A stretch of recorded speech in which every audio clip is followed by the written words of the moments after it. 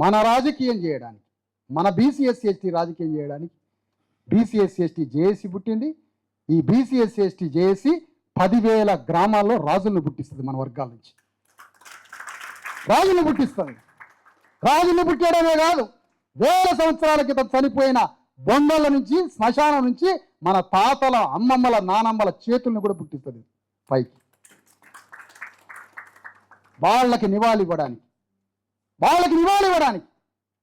వాళ్ళ ఆలోచనలని, వాళ్ళ బ్రతుకుని ఒక్కసారి వాళ్ళ ఆత్మలకు ఆనందం కలిగేయడానికి మనం రాజ్యానికి రావాలి.